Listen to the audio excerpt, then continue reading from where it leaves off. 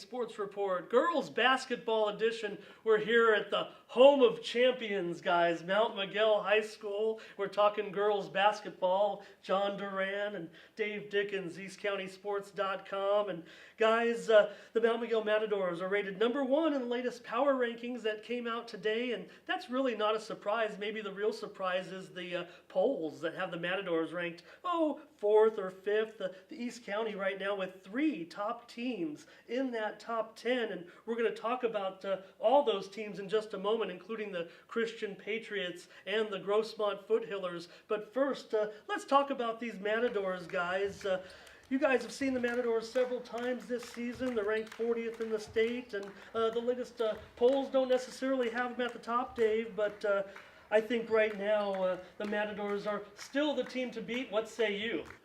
You know, they are, and we got to consider some of the teams, even though they did have a couple of teams that they stumbled upon. I mean, they lost to teams like the Dons. I mean, Cathedral is, if you look where they're ranked now, too.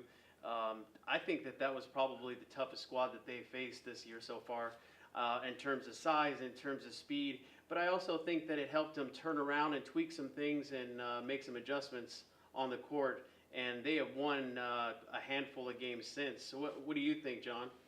Yeah, absolutely. That was a tough game against Cathedral. As we all saw, Cathedral's very long and very athletic and very good.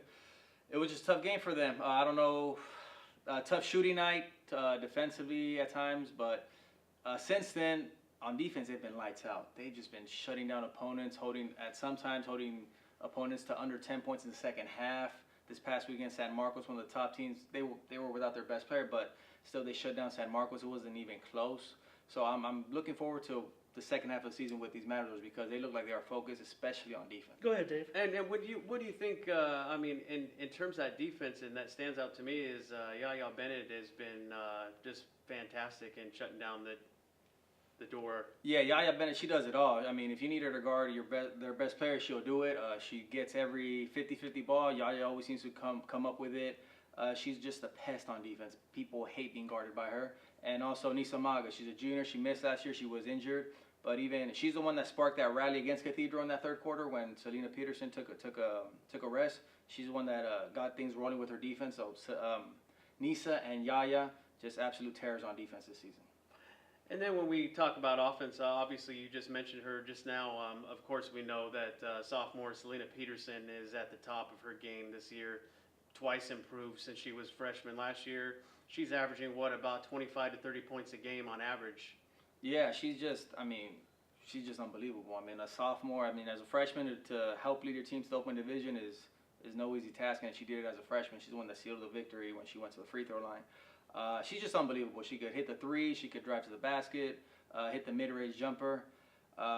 She's a star. That's what she is. And how about Garola, our three-point specialist? If we want to finish with her, she started off a little bit rusty at the beginning, but she's starting to find her mark now, shooting outside the paint. Yeah, she's just a sharpshooter. When teams zero in on Selena, there's been some games where Selena scores about 10 points or 8 points, but that's when Lali Garola, she hits those threes and she'll walk away with 20 points, 21, 22, because she's just very, very, very good from 3 points. So this team knows what's going on. When Selena is locked in and she's hitting 30 a night, 40 a night, everything's good. But when defense is zoned in on her, Lali's picking up the slack, and yeah, they're very good. They're very good this year. And let's make it clear, Selena's averaging about 23 points a game right now, and Lali 12 points a game. But Maga's really been a surprise to me, the team's leading rebounder so far. And if anything, John, if I had to point out, and I don't want to slight the Matadors in any category, but I think the team needs that rebounding to get over a team like a Cathedral Catholic. Yes, because they lost Cam from last season. She was a big part of the team. She was rebounding, picking up all the offensive rebounds. So it's been you can see, especially against Cathedral, it was a tough game because of their lack of size. But the interesting part, I think, Nisa, she might be the smartest girl on the team, but she's leading the team in rebounding. So it just shows what kind of player she is. She doesn't mind getting in there, playing defense and rebounding for this team. And Dave, I want to mention one other player that you guys didn't touch on, but the hero really of last year's postseason, I thought, Michelle Corley. That's where I was going. Yeah. Yeah, Michelle Corley, she's another one that stepped up in the rebounding category as well, and she's played some excellent defense. Just had a conversation with her the other night actually about that, and she's accepting the role as being that veteran to help the youth of the team. Yeah, Michelle Corley, her as well as Deanna McBride, they've been on this team starting for a couple years now, so they know they know their role, and they play it very well. Whether it's on defense, whether they need to score, rebounding, they do it all. So this team knows itself. They know what they're doing out there, and I mean, I'm expecting a deep run despite the result against Cathedral. I mean, I would like to see that rematch. I mean, because they were very upset after the game. Yes. They felt they didn't play their best game, and it's showing on the defensive end. They are shutting teams down on defense.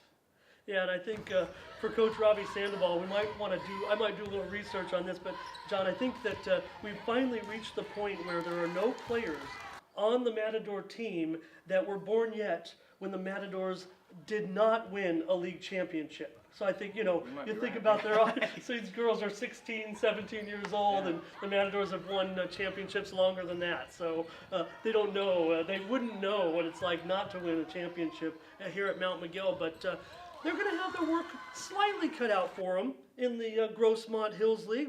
We've talked about it. We're going to talk about it more here in just a moment. Maybe the Matadors have some challengers in the Grossmont Hills League, but I want to go right down right now and get through some of the other teams in the top 10. I want to skip over to the Christian Patriots first because they are ranked 5th or 6th in the latest media poll, and we'll get to them in just a moment. So let's talk about those Grossmont Foothillers, Dave. An argument could be made that they could be a challenger for this league title. The Foothillers are ranked around 13th or 14th in the polls, but we're 8th in the county power rankings that just came out. So I mentioned 3 top scorers in the county, right here in the East County, including Peterson, but Marissa Giles of Grossmont is in the top 10 in scoring in the county. Senior Athena Sotelo averages 13 a game, and junior Sarah Henry averaging 10.5 points per game for Coach Grace Campbell. Tell me about these Foothillers. I saw them play a lights-out game actually against the Monarchs, and the Monarchs are another team we'll be talking about as well.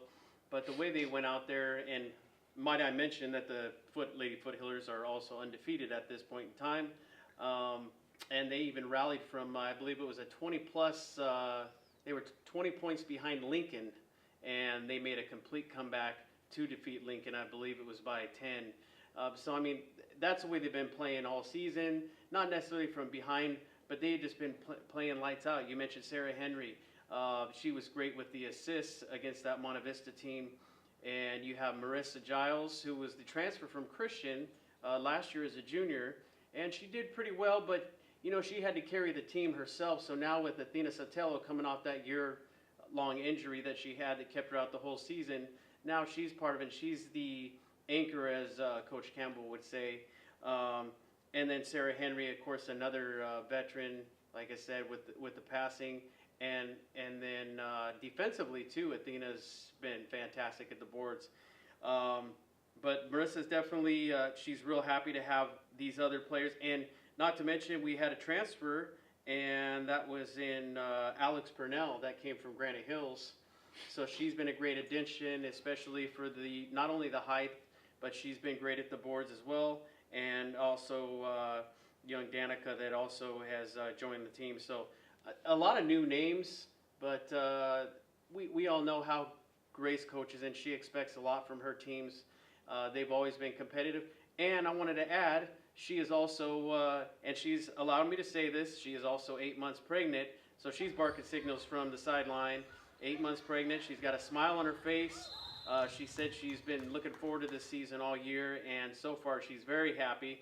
But she said she has to keep her excitement to a lower level because she doesn't want to deliver right there on the floor. But her husband, as she calls it, is an extension of herself, will be taken over in January of a very good Foothillers team. And Robbie, I think I even mentioned to you, I think that the Foothillers are going to be one of these teams that are going to be a challenge for the Matadors. Sure. I mean, it's a home and home every time. And the El Capitan as well, we're going to talk about them in just a moment. Dave, you mentioned Danica. I want to mention her name, Danica Perez. She's averaging 4 steals per game. And Yeah, Alex Purnell is certainly a top rebounder right now. Remember, the Foothillers are just a couple of years removed from winning a CIF Division Championship under Coach Campbell and are probably, arguably, a big-time contender in Division II right now. The first meeting between Grossmont and Mount Miguel will be January 11th right here in Spring Valley. They'll meet again in February in La Mesa on February 1st. John, I think Dave's kind of thinking that maybe the Matadors could even lose a league game. Is that possible? Absolutely not. No, I mean, no disrespect to any of the other teams around East County, but these Matadors are untouchable, especially in league this year. They're going to be untouchable. I don't see any team. As we mentioned, Grossmont, they have a great team out there. The Monarchs are coming along as well, El Cap, but no, I'd be surprised. I would be shocked if the Matadors don't defeat every single team in league play by at least 20 points. I would be shocked. Let me talk about the El Capitan Vaqueros, Dave, because we might have been doing them a disservice to mention the Grossmont Foothillers first, but I was just going the fact that Grossmont right now in the ratings rates higher than El Capitan. But I think if you go off the resume, maybe El Capitan's success and their building towards this point with their young personnel, I mean, they are still a team on the rise, even though they will be a contentious team this year. They have the leading scorer in the county in sophomore Mackenzie Curtis, averaging over 27 points per game and 10 rebounds. Junior Jordan Grandy, sophomore Emma Driscoll, averaging around 10 points a game, both of those, and balanced scoring after Curtis between 3 or 4 girls. One also mentioned sophomore Shiana Perez and freshman Tiffany Bickford. Dave, you've seen El Capitan several times. Yeah, the thing is they were a great team already, and they were on the rise when they were all freshmen. I think they had maybe a junior or sophomore last year, and I always like to say, just like with Robbie Sandoval with the Lady Matadors, the same thing with El Cap. Duran has been down there for so many years, on and off. Probably looked at as one of the best coaches in the league, next to Robbie, of course, and Robbie has mutual respect for him as well. But to have so many freshmen last year and to have them rise up the way they have already. They did, in fact, lose one, though, to transfer to Christian, and that was in Serena Weckback. She ended up over at Christian, but at the same time, then they got another one from Granite Hills. So that kind of balanced it out and got a little more size this year, too. So they got the height, they have the speed. I can't say enough about Curtis. I mean, she has been not only just the points, but she's also grabbing the rebounds, whether it be offensively, defensively. She's almost like a coach on the court, if you will. She's directing traffic the whole time that she's out there. Of course, that probably comes from, dad and coach being on the sidelines, and she takes it real serious. She even won an award recently from Max Preps. Yeah, she got off to such a hot start, especially in the scoring department, that she was a regional Max Preps Player of the Week. They kind of send in the stats. It's a nominated thing, and she was very well deserved of that because I believe at that point she was averaging close to 30 points per game. Dave, elsewhere in the Hills League, the Helix Highlanders are 2-4, and they play a pretty good Madison team tonight. We'll get more information from Coach Freddie on them, and also the West Hills Wolfpack. They took some heavy hits due to graduation, but returned senior Haley Doucette and have junior center Sarah Moyer. Yeah, the thing is, I had a small conversation with Coach Kinzer. He says typically what some of the other teams are going through in the other league, and that is youth. A lot of these players are inexperienced, they're young, and having a coach like Coach Kinzer, that's going to actually help develop their fundamentals. I think that this is going to be possibly a tough year. They can compete, hopefully end up 500. But I think that it's going to be a teaching year on the court. However, he does have a lot of faith in the youth that he has there. And when you lose players like Carrie Daniels from last year, I mean, it's a pretty tough one to come back from. So he's building right now. I think that this will be one of those teams that next year is definitely going to compete. And in the meantime, hopefully they can stay healthy, they can learn, and they can possibly come out at 500. Sure, they got off to a real slow start. Given this league, it's going to be tough to reach that 500 point. They're going to have to roll some wins here in non-league play. Now I want to get back and backtrack to those Christian Patriots. They're actually ranked ahead of Grossmont in the polls and in the rankings, but we wanted to touch on the league battle first. Christian High is 4-2, and they're favored to win their league. Junior Allie Carrion and Simone James are averaging 15 and 13 points respectively. James is averaging 10 rebounds. Senior Yasina Smith is averaging 11 points. Sophomore Kristen Williams nearly 10 an outing. They just look for everywhere for scoring, Dave. Coach Vicky's put her stamp on this team in just a couple of years. Yeah, and and with her second year with these ladies, I think she's just whatever she took from Horizon, she's bringing it over to Christian. As we all know, she was very successful over at Horizon, and I think the discipline that she brings to the court and the high expectancy of the play that she requires from not only the players on the court, but also from the bench.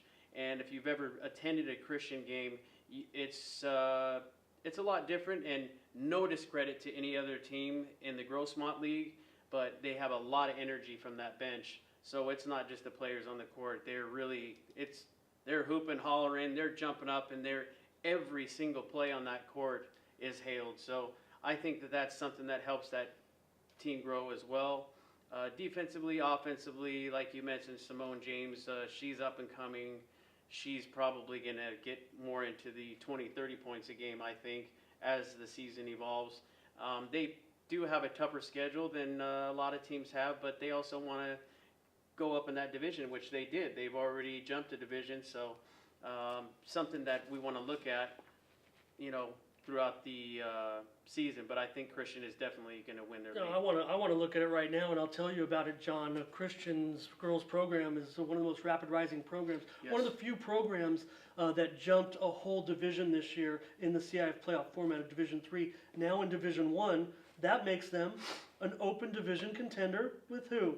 The Mount Miguel Matadors. Yes. And wouldn't that be interesting? If we think about last year, Christian and Mount Miguel played those great boys games. Yes, and they did. And the state playoffs too. and this State year, playoffs. I don't think it would be any surprise if we could see down the road Coach Vicky Carrington and Coach Robbie Sandoval in a big playoff game down the road. That's going to be something for everyone, I think, in the East County to watch for. Yes, I mean, like we mentioned Peterson, a sophomore, but even Christian, they got a couple of young girls out there that are really stepping up big for this program. I mean, there's a reason why they're in Division I, because they got top to bottom, they got a good program. Freshmen, Fonseca, and those girls, they're just unbelievable, and it should be fun. Like you mentioned, last year the boys had 2 great games, and this year, I mean, it could be on the girls' side where they're going to challenge probably in the open division playoffs. Hopefully they will meet in the playoffs. I think we need that. I want that. That's one thing I'm looking forward to. You know what? And I remember that game like it was yesterday. I mean, the energy that you had from the home Matadors over here, Yes. and the Christian Patriots traveling so well. Christian traveled unbelievably, yes. It was pure noise throughout the whole game. Yes. It was probably one of the better games I've seen. Yes, that's another thing. Christian, they got a great fan base out there. That crowd they brought last year here to Mount Miguel for the state playoffs was unbelievable, and it was obviously the Christian Patriots advanced, but yeah, man, their crowd was something else. Dave, want to mention before we get over to the Valley League, this would be a good spot to talk about the Foothills Christian Knights. They are currently 8-2 behind 23-point per game scorer Ellie Turk. She's one of those players that is in the top 5 in the county in scoring. Turk, the daughter of head coach Joey Turk. The Knights are no secret, really. This program has been coming along nicely over the last 2 years. They are a sure favorite in the Ocean League. Sophomore Arancha Fonseca and freshman Natalie Bravo are both averaging around 15 points a game. So this team has a big future as well. And right now the Knights are ranked 4th in Division 4. That is a championship contender. Yeah, I think that there's really nobody that I see so far that is going to compare to them. That's really on their schedule, but in particular in their league. They're going to win the league for sure. I mean, unless, and we never hope for that, as long as they stay healthy, no injuries. But Ellie Turk she was impressive last year. She's good everywhere. She's good at the boards. She's good offensively. I don't think there's anything that she can't do, but as you mentioned before, Natalie also one of their top players. But Foothills Christian is here to stay, and I think their program's going to be good for another 2 years. I might be wrong on this, I'll check it out, but I think no team plays more road games than the Foothills Christian Knights girls team. Uh, guys, over in the Valley League, the Monte Vista Monarchs could be the early favorite to win that league title. They are currently 5-4 under coach Sabrina Jimenez. The Monarchs are led by seniors Sarah Taha and Tori Honore. Taha has been a great player for Monte Vista for several years, and I think now is just getting her just due with the team's success this season. The Monarchs, Dave, are our league favorite right now. Yeah, Sarah Taha has definitely been making some noise. Every team that has played them so far, too, has echoed the same thing. El Cap being one of them. They said, we shouldn't have taken them as lightly as they did because, you know what, they were competing with the Vaqueros, and with everything that we know about the Vaqueros, that has a lot to say about Monte Vista as well, and Sarah was one of them. They were making sure she was covered all night, but from the outside, she was still nailing threes. I think she even had 4 3-pointers on that night, so she's definitely most valuable player as far as Monte Vista is concerned. Well, don't look now, guys, but the main challenger in the Valley League to the Monte Vista Monarchs might be the El Cajon Valley Braves. Dave, Coach Carlos Moss had to take a leave, but who can we call? Who can we get on short notice to coach an El Cajon Valley High basketball team? Let's call none other than coaching legend Randy Robinson. Yeah, and Randy Robinson actually said he was retired in 2012. He was done. He was enjoying his retirement. However, he did stay in touch with Carlos Moss. He's one of those sports fans that he just never goes away. He enjoys the Grossmont Conference, which he had mentioned, and unfortunately for Carlos Moss, he just needed a year off. I don't think anything really to worry about. Maybe just small health issue, but for now, they called out Randy Robinson, and I can even remember him myself, so I'll even date myself at this time. 10 years old watching that guy coach out there at El Cajon, and you know what, he is doing a tremendous job. They don't have anybody that stands out per se, but he's teaching the fundamentals of team basketball, and that's all that Carlos Moss ever wanted out of those girls too. But Carlos said if there's anybody that I would have coach that team for me, it would definitely be Randy Robinson. I'll give you a few standouts on the Braves. Junior Veen Georges has been great so far. Sophomore Sylvia Aboud and senior Lillian Akantande has made the Braves into a title contender. Elsewhere in the Valley League, Valhalla has a pair of wins so far, and they're led by senior front court player Angie Orange. Steel Canyon is in a rebuilding mode a bit of late, but they have some veterans that could keep them in the race. And you mentioned Dave Santana and Granite. They're also in rebuilding mode. The Sultans under new head coach. You mentioned Jordan Franey, a former star player and CIF champion for the Sultans, actually a legend as far as ball players is concerned in the East County. Both squads, however, are looking for their first win. I'll wrap it up with the Liberty Charter. The Lions are off to a great 6-2 start, and they're off in the Summit League with an undefeated high-tech Chula Vista team ahead of them. Those two teams will compete for the league title. Well, this is probably the only time we're going to get together this year, but once we get into league play, we're going to join you again with some previews and some recaps of some games from East County's girls basketball season. For John Duran and Dave Dickens, I'm Ramon Scott. Thank you for joining us on the East County Sports Report.